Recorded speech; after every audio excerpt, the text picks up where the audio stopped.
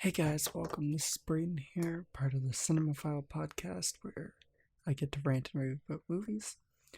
This is our first actual movie episode, and I chose a classic, which is Nightmare on Elm Street from 1984. Directed by the great Wes Craven, known for Scream, Last House on the Left, The Hills Have Eyes. I chose this movie because I knew this was one that I would have a lot to say about and that I really like, because the next episode is actually going to be about the remake of this movie, which is one that I absolutely do not like at all. So I thought it'd be a good way to start it off, one I really like, one I don't. I haven't seen this movie for a few years. I'm 21. I think last time I watched this I was in high school and I was probably like 16 or 17. And I always remember liking this one, but it not being one of my favorites. But upon rewatching it, I actually liked it a lot more than I remembered I did. So Wes Craven wrote and directed this. It has Heather Langenkamp as Nancy, Johnny Depp in his very first role as Clem, Robert Englund, of course, as Freddy, John Saxton, who is the dad. He's pretty awesome in this, and I believe he's Canadian if I'm not mistaken. And this will come up later near the end of this, but produced by Bob Shea. He's got a hand in a lot of scary movies. I don't remember which one specifically, but he's produced a lot of scary movies. So what I'm going to do is I'm going to go through and break it down plot. I'm not going to go through every single scene, but just the plot in general. I have notes here I was making while I was watching the movie that I will bring up. Some of it's just fun little things, and other of it is just what I was thinking in the moment, possibly, just to give my opinion on some of it. So we start off with a scene in a boiler room where we're seeing Freddy put on his finger gloves and everything, and it shows our first character. We see Tina, who's in the middle of one of her nightmares, and Freddy is attacking her. There's a really iffy green screen moment here at the beginning where Tina's in this completely, completely white background. It's a really obvious like blue or green screen thing. It looks kind of rough. Also, if you're a really big fan of this movie and you don't like stuff to be criticized that you like, this might not be something good to listen to, because I do really like this movie, but I think that it's important to point out even stuff you like, flaws with it, because I don't think I've seen a movie that's perfect. Probably the closest thing would be like Whiplash. Is very hard to point out stuff I don't like about it, but we get that kind of funky looking scene, and basically right when Freddy goes to kill her, she wakes up, and it's shown that there are slashes in her. It shows that there are slashes in her nightgown, and she goes off to school, and we meet our other main characters here: Nancy, who is our main girl. We get Glenn, who is Johnny Depp. We get Rod. I didn't write down the actor's name that played him because he's not as big of a role. Rod's not in the scene as much anyway. And we have Tina tell Nancy that she had the dream about the creepy dude and it really messed with her. So she ends up inviting Nancy and Glenn to stay at her house while her parents are gone out of town because she doesn't feel very safe. They're having a normal night. I wrote down that the teen dialogue is really funny in this scene. They're just kind of riffing on each other. And we have this scene. It's not important to the plot, but I thought it was kind of funny, is that Glenn's lying to his parents about where he is, and he has this big boombox that he's playing like ambient sounds to trick her into thinking he's somewhere else. And it ends up going funny, and there's ends up being gunshots and police sirens, and he's bluffing his way out of it. It's quite good.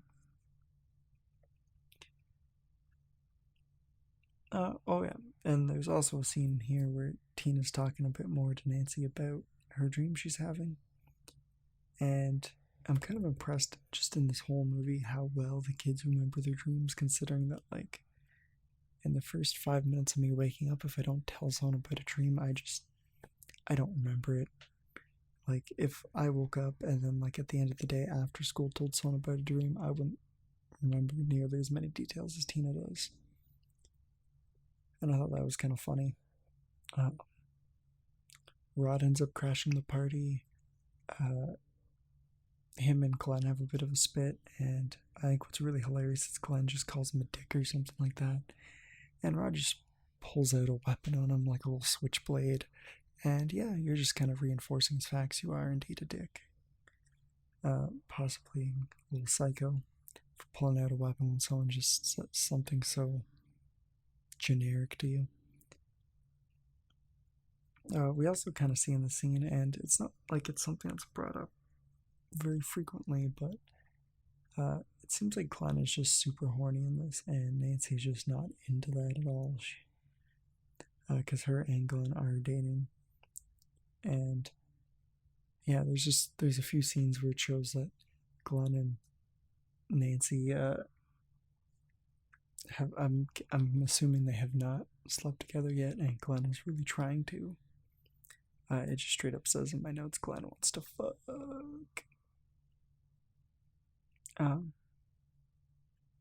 Snakes. So, funny enough, intercut with Glenn, trying to convince Nancy to sleep with him. We get Glenn on the couch, and he has to listen to Rod and Tina scream because they were being insanely loud. And afterwards, Tina falls asleep, and she has another Freddy dream. This time, though, Freddy does get her and kills her. And it's probably one of the cooler scenes, too, where we only see her get attacked like once in the dream. We do get some really awesome practical effects, like Freddy getting his fingers. She grabs Freddy's face, and it shows a skull behind it. And it's got really creepy music playing at this point, too. All the music in this movie is really, really good. But yeah, so what happens is we see from Rod's point of view now, and we see a giant cut go down Tina's chest, and she's dragged up onto the roof and killed. And there's blood everywhere in the scene. Rod's obviously very confused. He doesn't know what's going on. And it wakes up Nancy and Glenn, who are trying to get into the room, but it's locked. And when they break it down, Rod is not in there. Rod has ran away, which leads the police and them to think that maybe Rod did it. The police definitely more so, because they're like, Rod is our killer. We need to find this guy, which is really fair under the circumstances. We do in that dream sequence too. Freddy runs at Tina, and it's a really funny looking run. I don't exactly know what they were trying to do, but he's kind of just shaking a lot, and I think it looks kind of funny. It might be intentional, because while Freddy is not funny in this one like he is in a lot of these sequels, he seems to himself think he's funny because he's telling jokes that aren't funny, but they're actually really dark and creepy. So maybe that's just his way of doing it, is that he's just running really comically at Tina because he thinks it's funny. It's probably what it is. The next day, because I couldn't find Rod, Nancy barely slept the night before, she said, and she decides she's going to go to school even though her mom says it's not a great idea, which, if your friend dies, is not a good idea to go to school the next day. That is for sure. And Heather, why did I just say Heather? Lol. Nancy is pulled into the bushes by Rod on her way to school, who's like, yeah, I didn't do it. I don't know who did. I couldn't even see them. And it turns out that Nancy's dad, Lieutenant Thompson, I don't think they say his name in it. He's just Lieutenant Thompson credited, at least. He was using Nancy because he thought that Rod might show up to her. And Nancy gets mad and walks away to school, which is kind of funny too, because I get that her dad's the lieutenant of the police, which I guess is like a sheriff probably. even in that case, I don't think she'd just be allowed to leave like that. After they just arrest someone, there's probably like paperwork that the cops have to fill out with witnesses and stuff. But nevertheless, she walks to school. This is where we see that the teacher is Lynn Shay, who, if you don't recognize her name, not only is she related to Rob Shay, the producer, but she plays, oh god, what's her character's name? Elise in Insidious. She's like the older lady that's like the psychic in Insidious, which she's really good in. Flip the page on my notes. And yeah, Nancy falls asleep in class, which in this movie specifically, they do the seamless dream transitions really well. Some of the sequels do it okay too, but I think it's more predictable in the sequels because we know what's going on, and in this first movie, we don't really know how all the dream stuff works. And sometimes you're unsure of what's a dream and what's not, which is really cool. But yeah, she falls asleep and she walks down to the boiler room after following like this ghost version of Teeny. It's very creepy. One of the things I wrote down during this sequence with Freddy is that Freddy is way more sadistic in this. Like I said before, he tells jokes, but they're not very funny. They're more just creepy and disturbing. And I think one of the things that adds to this movie a lot too is that we don't really see Freddy that often. Like, he's a main character, but his screen time is so little that it feels like when he does show up, it's a lot more significant. And again, like, I haven't seen this movie since I was in high school, but I haven't seen the other ones in longer. So maybe he does have his little screen time in the other ones as well, but this one specifically, when he shows up, he's dark and creepy. He doesn't really talk as much. And I think that works a lot better than him being funny.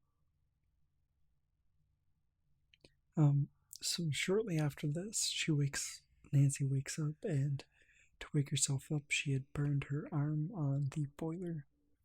And you see that she still has that marking when she wakes up, showing Nancy that what happens to you in the dreams happens to you in real life. And she ends up going home there because she just had a freak out in class when she woke up. On her way home, though, I'm guessing, right? She, though, before she goes home, stops at the police station and talks to Rod, asking him about what he said happened. And what he says just kind of reinforces Nancy's idea of this guy in the dream doing it, because Rod says that he didn't see who killed her, but he could see the marks left on Tina. And it all just kind of ties together in her mind, and she now believes that Rod is innocent and that Freddy's doing it, though she doesn't know who Freddy is yet. I wrote down here because I thought it was kind of a interesting thing too, is that you can still see blood on Rod's hands, so they just straight up haven't let him wash his hands. And I think that's kind of funny. Then we get what I think is probably the scariest scene in the movie, is when Nancy is in the tub and she falls asleep and Freddy's hand comes up and grabs her and pulls her underwater, and the tub is now suddenly like a giant pool underneath with only the hole of the tub available. I think this is scary just because I think underwater is scary. I don't like being underwater. I don't like swimming where I can't see the bottom. And just that's kind of what this is that she gets pulled into a place that's unknown and you cannot see the bottom of where this water is. And she almost drowns, and I think that's terrifying. That's definitely like one of the scenes I think of the most when thinking of this movie, is when she gets pulled under, and it's done really well. In the next scene where she's laying in bed, she's watching Evil Dead, which is part of this big meme if you didn't know about it. So in the Evil Dead movie, there's a Hills Have Eyes poster, which is a Wes Craven movie. And because of that, in this movie, Wes Craven put in that Nancy's watching Evil Dead on TV. So then in Evil Dead 2, they end up putting one of Freddy's gloves in it, and it's just kind of this back and forth thing that I think is really funny. I don't think that they're continued after that, though, although I could be wrong. Yeah, so in this next scene, Nancy gets Glenn to watch her while she sleeps so that if she looks like she's having a bad dream, Glenn can wake her up and hopefully she wouldn't die. And this scene doesn't have anything plot related, but I had actually forgotten about this scene rewatching it. Or no, it does have some plot relevance, I'm wrong. Nancy walks on her dream and she walks to the police station and she sees Freddy almost get ready to kill Rod, but Freddy's distracted and goes after her. We get these really crazy too. I think these effects look really cool. Is that when Nancy's running upstairs to her room, the stairs have like this marshmallow look to them, and her feet are like sinking into the stairs, and it looks really cool and gross. We see that Glenn fell asleep in her chair and was not listening and did not watch over her. And Nancy would have died if she did not set an alarm just in case, which she wakes up and gets mad at Glenn for falling asleep. But she is able to convince Glenn to run down to the police station with her in the middle of the night. And she convinces her dad to check on Rod, who's still in the cell. And at this point, Freddy's attacking him in his sleep. And he wraps the bedsheet around his neck and hangs Rod by it so it looks like suicide. Even though I think where he is hanged, it wouldn't actually be possible for him to do it himself. But I think that was more just a visual thing. It's not meant to be so detailed. In this scene specifically too, I started to notice how awesome John Saxon is in this. I didn't remember that. He's really good at playing like the stern dad, but like you can tell he cares even though he's trying to put up this really tough front and not be too emotional. The next day there's a funeral held for Rod, and Nancy tells her mom that about the guy she's having a dream about, and you can see that both the dad and the mom recognize the man she's talking about in her dreams, and they still think though that she's just having like these nightmares because of the murders that have been happening and it's been traumatizing her. So they go to what the movie calls a sleep disorder clinic. I don't know if those actually exist or if this is a movie thing, but it's definitely not something that exists around me if it is real. And they basically monitor her while she's dreaming, just look for, I guess, abnormalities. The doctor that's here talks really creepy to the mom. I don't know what it is, just the way he talks is like, oh yes, your daughter is having these dreams, and it's very like, just creepy sounding. But she has a nightmare while they're there, and she starts, all the tests they're doing start going insane. And when she wakes up, she has like a rogue streak in her hair. I would call it like, you know how like Rogue from X-Men has the one singular gray streak in her hair. That's what Nancy gets. And she also has a cut on her arm from Freddy's finger knives, presumably. And she pulled Freddy's fedora out of the dream that has his name on it. When they get home, Nancy and her mom have a fight because her mom still doesn't believe her and thinks this is all a coincidence, but then does decide to tell Nancy about Freddy Krueger, who was a child murderer about 20 years ago, and when he got away with a technicality, a bunch of the parents decided to go to some place he was. I think they said it's an abandoned boiler room, which is kind of funny. That's like a super specific. But they burned it down with him inside, and he died. So that's kind of when Nancy puts together that Freddy Krueger is like a ghost or something, and he's getting revenge on all the people that killed him by killing their kids. Also, Nancy's mom has Freddy's finger gloves in her basement, which is, it's really odd to me that she would just keep a weapon that this guy killed kids with in her house. That's really weird to me. So Nancy tries to phone Glenn now and warn him that Freddy will probably try to kill him too, because his parents were also involved with Freddy's death. And Glenn has fallen asleep, like Glenn does. That's like his main thing, is that he just keeps falling asleep in this movie. But because of that, we get one of the coolest effects in the movie, which is that Glenn is pulled underneath his bed, or into his bed, I should say, and just like this geyser of blood spews onto the roof. And what they actually did here, I remember reading about this and it being really cool, is that they just built the room upside down so that like the roof was the ground and that the bed was on the roof, and the geyser of blood just kind of falls, so that it all like pools at the bottom.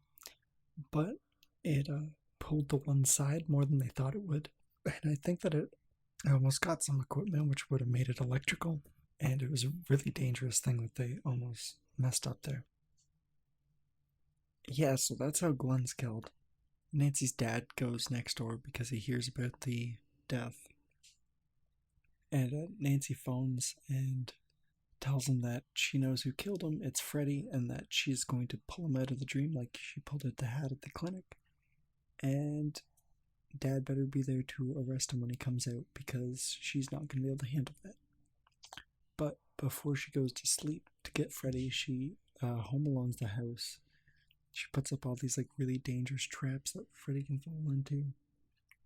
And the mom's in bed so that she won't set off any of the traps, which she's just like an alcoholic throughout this whole movie. Like almost every scene she's in, she has a bottle of booze in her hand, and even when Nancy goes in to say goodnight to her, she has like a full bottle of booze in bed with her, and I think that's really funny. Just like how over the top they want to let you know she's an alcoholic, not the actual fact she's an alcoholic, of course. And I think this scene's really cool just because throughout the movie you see the mom putting the daughter to bed constantly, and the scenes are reversed where the daughter's putting the mom to bed. And when Nancy goes to bed, she does the prayer there. I can't remember what it's called.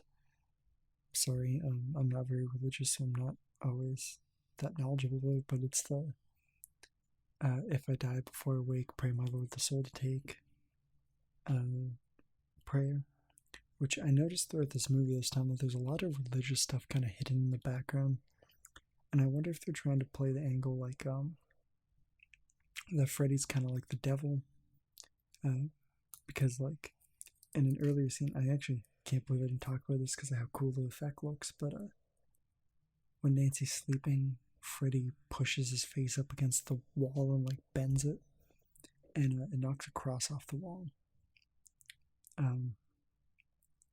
And like there's just all these like little religious things, so I wonder if that's intentionally just trying to push Freddy as like the opposite of the light, like he is the darkness, he is the devil. It's not something that's like explored explicitly, but it's something I noticed this time that I probably wouldn't have noticed when I was younger. Yeah, so Nancy goes into the dream, she finds Freddy. They have a little bit of a fight and her alarm goes off, so she pulls Freddy into the real world. They do have a moment where you might think she's crazy, where like it takes a second for Freddy to show up because he's hidden once he comes back, I guess. But she wakes up and doesn't see him, and she's like, ah, shit, maybe I am crazy.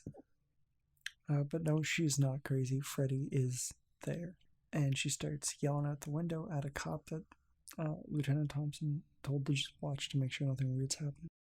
And Nancy's like yelling at him constantly for like a minute. And she disappears because Freddy's attacking her. And he gets through a few traps. And then Nancy yells at the cop more. And I think this is really funny, is that the cop is like, man, maybe I should go get Lieutenant Thompson now. It's like, well, yes. She has been yelling and screaming at you. Maybe that counts as abnormal and you should probably go get him. So he goes to do that. And before Lieutenant Thompson comes in, Nancy sets Freddy on fire, which it is very obvious that it is a stunt double, but that doesn't change that the effect is really cool. I really like he's actually on fire. It's a fire stunt, Freddy's a lot thicker in that scene because of it, because presumably the guy's wearing a lot of like protection so that when he's on fire he doesn't get hurt. Apparently, too, this was the most elaborate fire stunt that had been done to date, which was in 1984. I'm sure we've probably gone past that because we are insane. But yeah, then Lieutenant Thompson comes in, sees Freddy attack the mom. I think he's like smothering her or something. But he's still on fire, and Lieutenant Thompson like throws a blanket on and pats it to put out the fire, and when he pulls it back, the mom is very much burnt and almost skeletal, and just kind of like descends into the bed in a very odd way. We get a nice scene where Nancy and her dad hug and kind of make up, and the he doesn't directly say it, but in his eyes you can see him being like, man, I'm sorry, I thought you were crazy. And he leaves the room because Nancy's like, oh, just give me a second. And Freddy comes back up from the bed there, and she does this thing, Glenn mentions it earlier, where in another culture, I can't remember what he said, but they don't give power to their dreams by writing it down when they wake up and being like, hey, no, that doesn't affect me type thing. So that's kind of what Nancy does, is she's like, I'm not scared of you, you can't hurt me, blah, blah, blah, blah, blah. And it works. Freddy just kind of disappears when he tries to attack her. But then, this is the real insane part of this movie, is that it cuts to when Nancy exits the room. She's now outside and her mom is there along with Tina, Rod, and Glenn in a convertible. And she goes and is like, oh, let's go to school. And when they get into the car, the roof goes up and it's stylized like Freddy's sweater, and the doors lock and everything, and they get driven away, presumably being attacked by Freddy. And the mom, as she's waving, is pulled into the house by Freddy through like this little window on the door, and it's this really terrible looking effect. It looks like a giant blow-up doll that just gets pulled through the window. And it's not edited very well either, so it's very obvious it's a doll. And that's how the movie ends. Though I would like to note, again, that guy I mentioned at the beginning, Rob Shea, he made Wes Craven change the ending. It was supposed to have a happy ending, but Rob Shea wanted there to be room for sequels, so he filmed this ending, even though I don't really get what this ending means. Like, does this mean that like just that Nancy's still in the nightmare and she gets killed, or does this mean like the whole thing was a nightmare and screwing? Like, it's not written tightly enough like the rest of the script, and it just makes it confusing and you don't really understand what happens. Even to kind of go through this better, because I knew I'd forget stuff, I had the Wikipedia open that just has like the plot summary, and it doesn't even say, it just straight up says what we see, whereas in other scenes it's like, oh, Nancy realizes this they just didn't even know what to write, so it just says, yep, they go into the car and drive away and the mom gets pulled through. I do have the Blu-ray of this, which, by the way, it's like a really good looking Blu-ray. I have the Elm Street collection, which has all the movies excluding the remake, and it looked really good. There's a few scenes that you probably weren't supposed to see in HD that look kind of funky, but that's alright. It is an old movie, and it's being blown up way higher than it would have back then. So, but it had alternate endings on the Blu-ray, and it didn't have the one that Wes Craven actually wanted. It had